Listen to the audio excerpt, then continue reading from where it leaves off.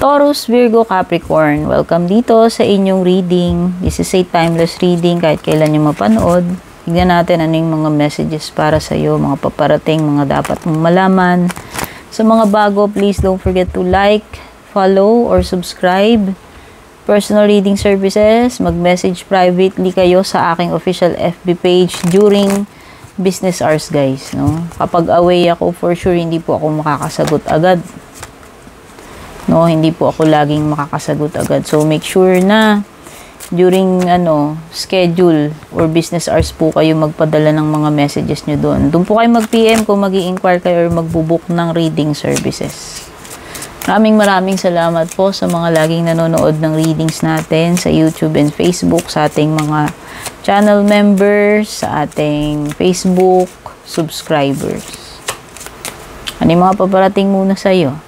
You have man. O ikaw, pwedeng ikaw to. No? Nire-represent ka ng barahan na to, babae ka man or lalaki. Or pwedeng, meron ditong literal, no? Na may makaka-encounter kayo na lalaki. No? Pwedeng iba, asawa nyo yan, person, katrabaho. Pero more on sa tingin ko more on malapit. Pwedeng family, jowa o asawa.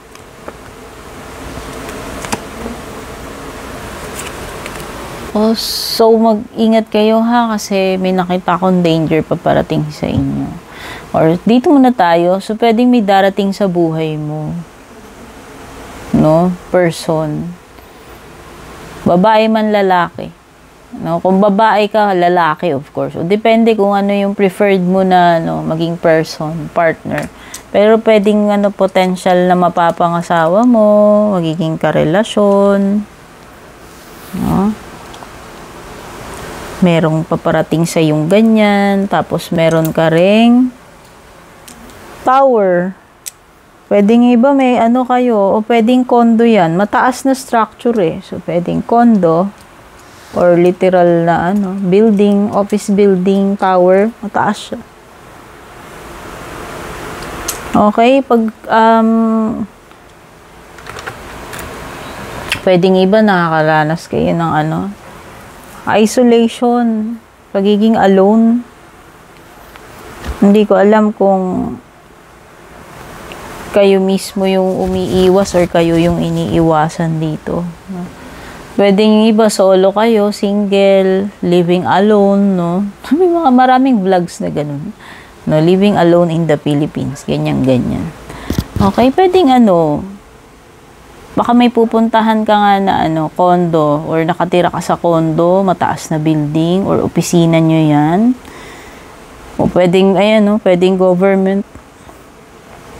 Or anything na mataas.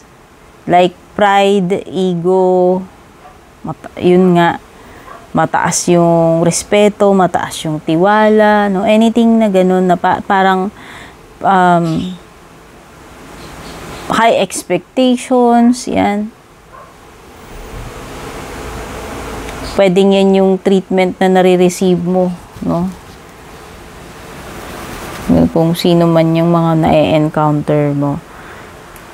Or pwedeng nararanasan mo ngayon, like, mataas na na respeto for someone. Okay? Mataas na pagpapahalaga for something or someone, no? Hindi lang naman laging sa tao. So, meron ding stork dito. Ibig sabihin ito, movement, changes, paglilipat, flying. Ibig sabihin, pwedeng umaangat eh. Nagle-level up, umaangat, nag-i-improve yung sitwasyon. So, yan, pwedeng iba sa inyo, lilipat kayo. Baka paglilipat nga sa condo or isang mataas na building or mas mataas na position. Wow! No, kasi may paglilipat ka with the stork tapos may tower. So, yan, isa yan sa paparating sa iyo. Leveling up, sabi ko nga. No? May mga pagbabago rin. Travel, pwedeng travel by plane. No, pwedeng may mag-abroad ka ba? May plans ka bang ganyan? Okay. Pwedeng iba, may mga simulain din dito. Ayan, may new beginnings and transition. Sabi ko nga, yung iba pwedeng may pagbabago. No? Halimbawa, from this position, naangat ka into this position, na-promote ka. Yung mga ganun.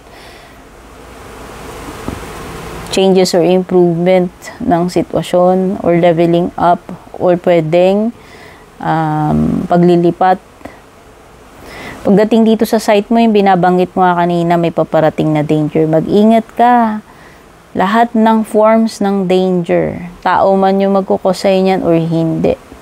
No, you have danger, accident, warning. Pag nakita mo yung site na yan, binabalaan ka eh.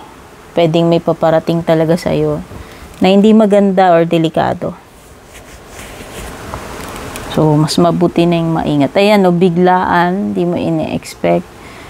No, pwedeng iba, mayroong health matter, health problem, or surgery. May aanihin ka dito, o pwedeng karma card din yan. Payback time, no?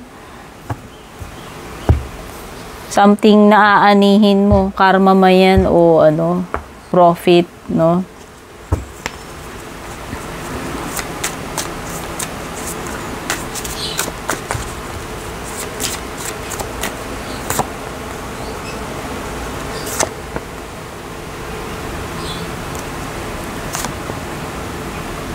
Oo nga, yung iba talaga may darating na person sa buhay nyo. Ito.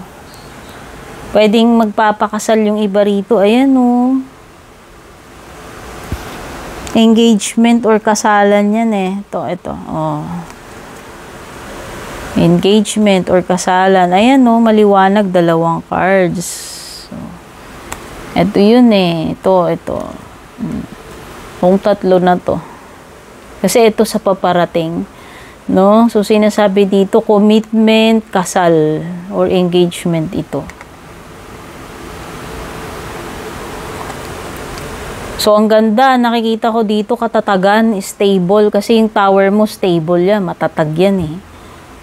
At itong 4 is also a sign of, 4 of Wands is also a sign of stability. Completion, no? So, pwedeng may makukumpleto ka dito, matatapos, ma-achieve. Ang ganda. This is a celebration. Ayan. Pwedeng may celebration. Bukod dun sa kasal na binabanggit ko, kung ikaw yun, papasok sa buhay mo person and then kasal. Pero pwedeng may iba pang okasyon o celebration. Wherein may gathering, family man yan, friends, colleagues, no? Pero maliwanag talaga yung seremonya dito sa simbahan, like marriage, no? Okay, may Gemini and Leo energy. And as well as Taurus energy. No? Kapareho mong earth sign. Taurus, Leo, and Gemini. O, yun na nga. Union ito. Union. May kasalan talaga. May kasalan. Ikaw man ang ikakasal dito, family member mo, attend ka. Pero hindi eh. Meron talagang darating sa'yo eh. Baka yan na yung mapapangasawa mo. O pwedeng na-meet mo na yan, alam mo na nga, baka nakaschedule na talaga yung kasal ninyo. So, nakikita ko dito with the strength card, going strong halos lahat. Pwedeng going strong yung relationship mo, going strong yung business partnership, career, kabuhayan mo. Ayan o. Finances, etc. Strong. No? Meron din ako energy na pipick up dito ng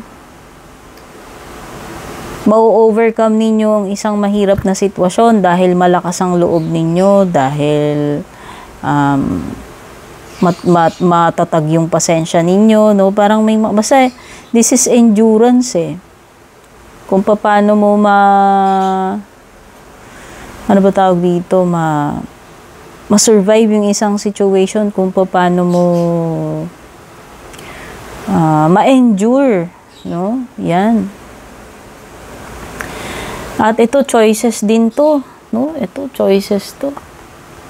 So, baka meron kayong gagawing pagpili. Pero this is also marriage, partnership, pagpasok sa commitment or malalim, seryosong relasyon or sacred like marriage. No?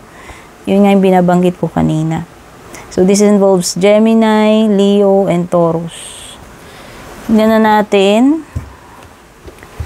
yung advice or closing message for you.